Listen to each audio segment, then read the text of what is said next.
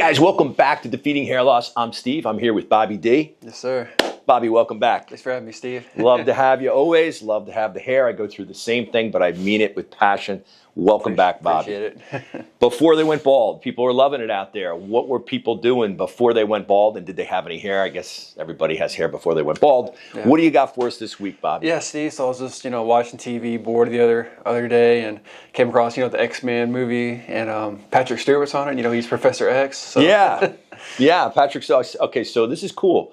You've got a great one here because what was it? The X-Men? Yeah. So you like the X-Men? Yeah, I do. Okay, yeah. So and you're 30, what are you, 32, 31 right now? Yeah, we'll just say that. Yeah, we're good something yeah, right, real bad number. So the point is that, well, we won't say my age either, but generational, right? Patrick Stewart to me is Captain Picard.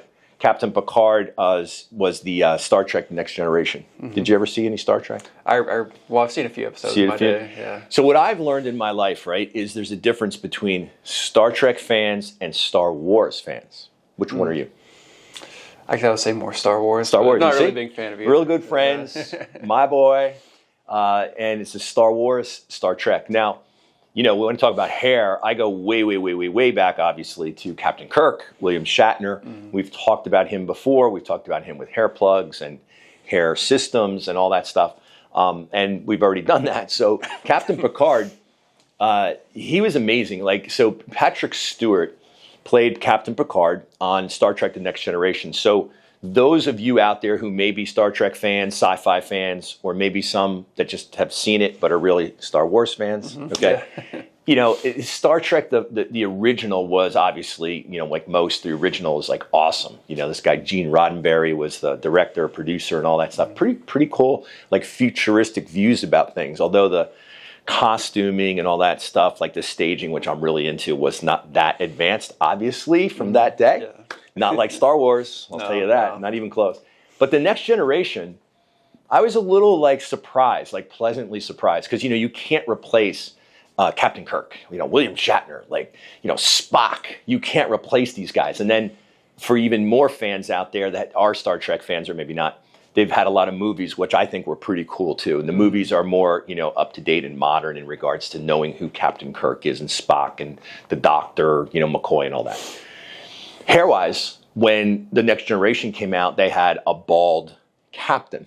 Of course, this bald captain, Patrick Stewart, has a British accent.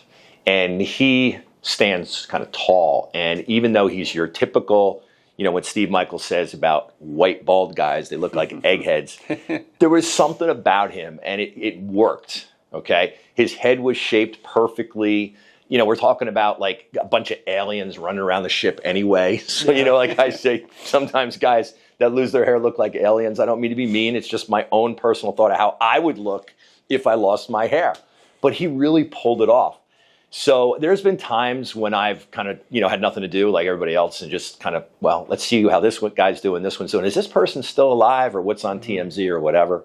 And Patrick Stewart did have hair, obviously. Mm-hmm. I have been a TV watcher because that was all that we had going on when I was growing up, and I've never seen him.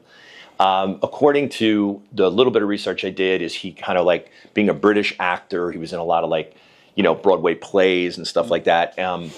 And his hair in some of those was pretty wild, whether they're using wigs or not. But when he was really young, he had hair. But he was a nobody in my world. I have never heard of this guy until he became Jean-Luc Picard.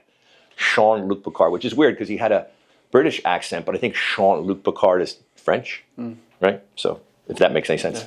Point is that Captain Picard, Patrick Stewart, great one, Bobby. If you are Star Trek fans, has made a really big impact on the legendary, the classic, and now there's other Star Trek, kind of episodes and series and things like that. Those I don't really buy into, but The Next Generation kind of worked for me. He was the man. And, he did a great job. So what I would say is before they went bald, it's well, were they successful when they had hair and they were on stage and they were in the movies and they made all their money and then they lost their hair and they went down the tubes? Or did they, kind of like the Ron Howard thing with Richie Cunningham, Once he lost his hair, he put a ball cap on, became a like famous producer and director, made some great movies. So obviously it didn't slow him down in that regard. He's done well in life. Jean-Luc Picard will always be one of the top captains of Star Trek generations. It's called the Next Generation. So Captain Picard, we applaud you. I can't remember. Oh, it was Luke Skywalker was on Star Wars, right? Oh, yeah. You think if there's any bald guys on Star Wars? I don't think so, but we'll figure that out. The Wookiee had a lot of hair. Yeah, I did. Anyway, hey, I hope this entertains you. Everybody out there who has hair, don't forget, we want to help you keep hair so you don't become a before they went bald and appear on this channel. And don't forget to like and subscribe.